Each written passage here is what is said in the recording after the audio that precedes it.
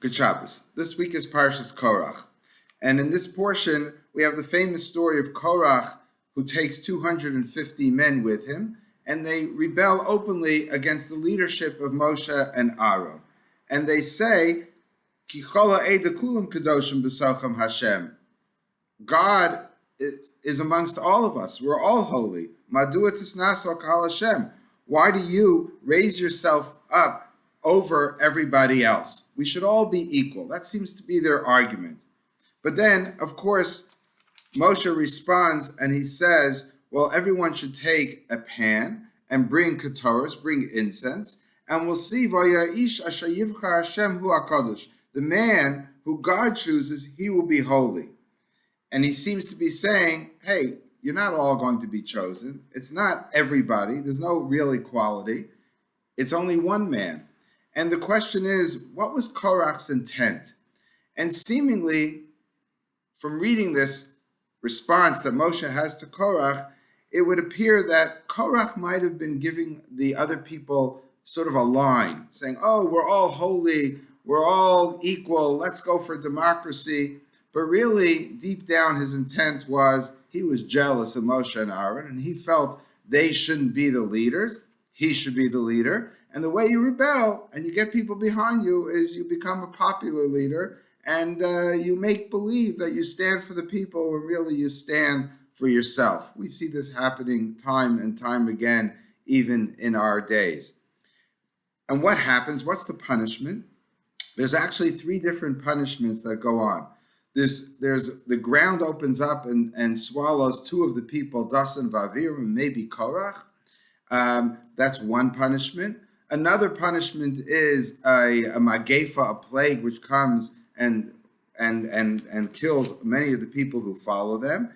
And then there's also punishment of the Aish, a fire coming down from heaven and consuming these 250 men.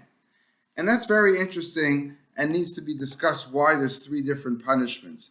But I like to just focus on those 250 men. We know this is very similar to the story of Nadav and Avihu. Nadav and Avihu, the two sons of Aaron, they also bring a ketores.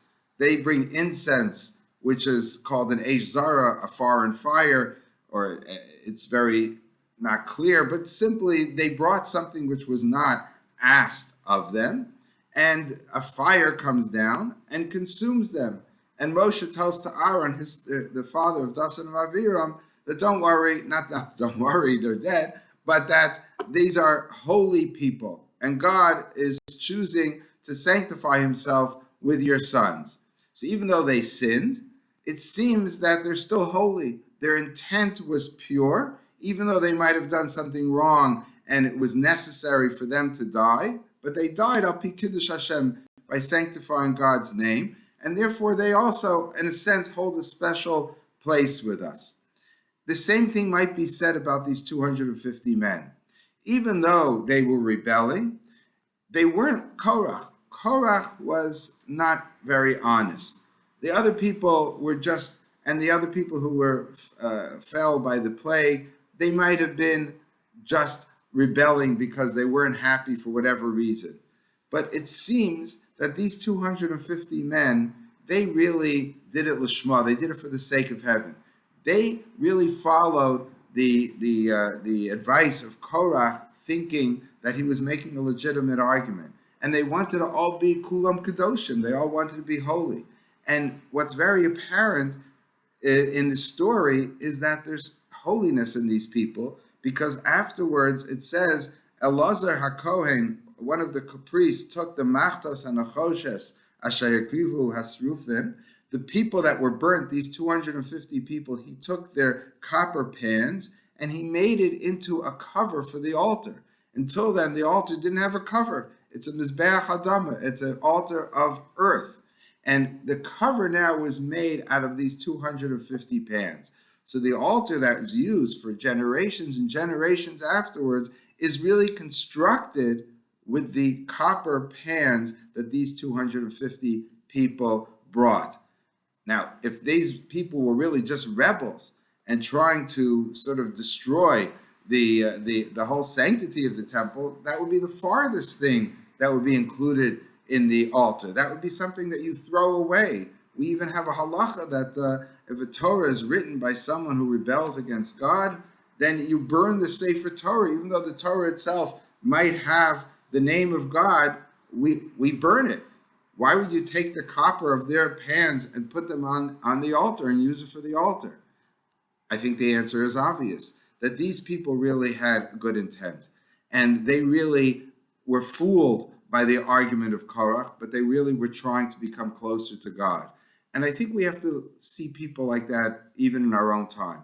There are those that are the leaders that might have bad intent, and they're using us, and they're using other people to get to their goal, their unstated goal.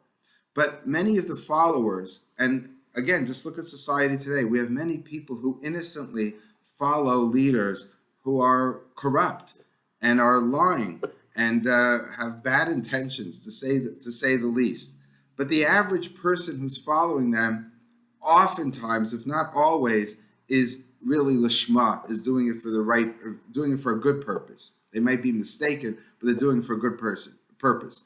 We therefore have to look at these people and be empathetic and sympathetic to them and saying, it could have been us also.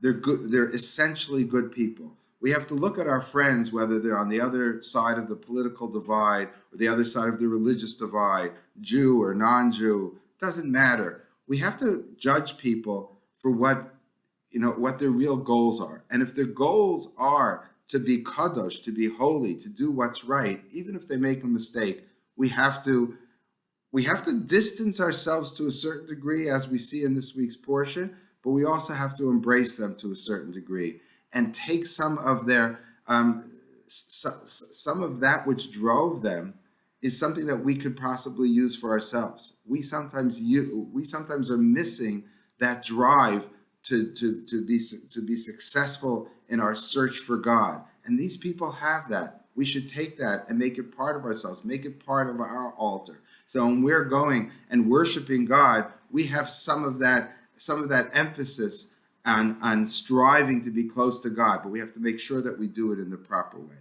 Good Shabbos.